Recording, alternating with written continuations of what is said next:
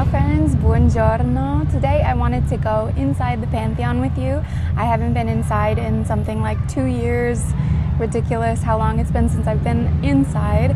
So I thought today would be a really fun day to do that, and also just to get a nice coffee, a nice pastry with you guys, and show you some of this beautiful city. I'm really glad that you're here, and let's get going.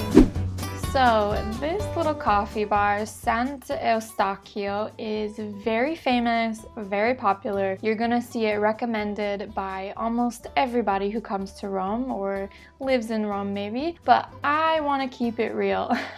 So this was my first time trying this coffee bar. I usually avoid coffee bars right in the center because they tend to be crowded and overpriced, and there's really good coffee bars all over Rome, all over Italy. So I wanted to give you some of my thoughts. First of all, it's right by the Pantheon, very centrally located, and because of that it was quite crowded. If you walk inside, it's a very small space, so there might be a line to order, and then if you want to have your coffee standing at the bar, it's pretty crowded, which is fine. I'm used to that. They charge you to sit down at the tables. I like to save money, so I decided to stand at the bar and drink my coffee there, eat my cornetto there. The cornetti, they nothing too special about them. I've had better, I've had worse. They were all right. And then at the coffee bar, I ordered a soy milk cappuccino, and they asked me if I wanted sugar, and so I said yes, because I thought that it would just like come on the side in a little packet how it usually does. But they actually make the coffee for you, so they put the sugar into my soy milk cappuccino for me. I didn't know that that would happen, and so it was a little bit too sweet for me. The coffee was good, and together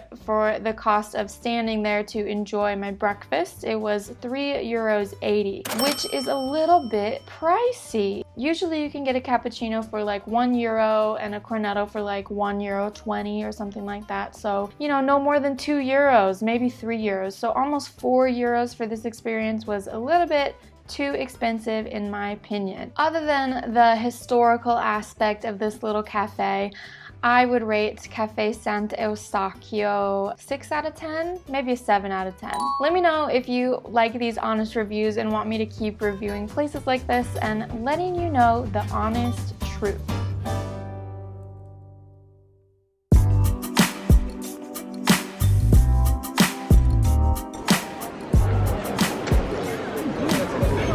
So I've made a video about the Pantheon before, sharing some history, and I will link it here in the cards in case you're interested. But I didn't go inside the Pantheon for that video, and I wanted to share a few more facts with you today. So the Pantheon was completed around 126 to 128 AD, which makes it nearly 2,000 years old today. It's my absolute favorite building in all of Rome and possibly even the world. The Pantheon today is a Catholic church, and people gather here every Sunday, but it once was a pagan temple, although researchers are still today unsure of exactly which gods were worshipped here. All of the columns are one solid piece of stone transported from Egypt by ship across the Mediterranean. The Pantheon is the best preserved ancient Roman building in Rome, and the Pantheon dome remains the single largest unreinforced concrete dome in the entire world.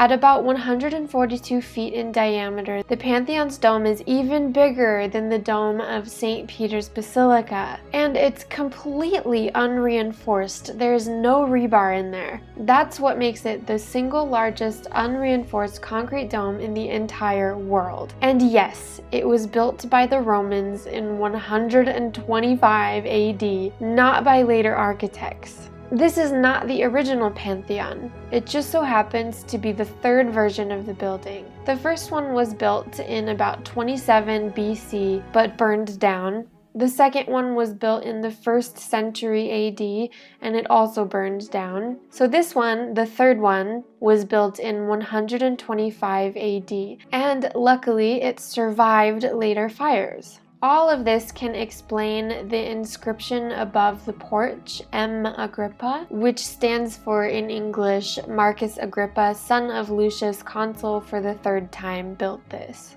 The inscription was added as a nice little nod to him as the original founder. You may already know that some important kings are laid to rest here, but also the famous Renaissance painter Raphael. What a lot of people don't know is that Maria Bibbiena, his fiancée, is as well buried right next to him. While that might seem sweet, it is also tragic. Raphael became engaged to this Maria, the niece of a powerful cardinal, in 1514. He put off the marriage for 6 years and in the meantime was involved in a passionate love affair with the daughter of a local baker until it was too late for Maria, who died. Raphael died not long after at the age of 37 years old, and not by his wishes, the engaged couple were laid to rest right next to one another.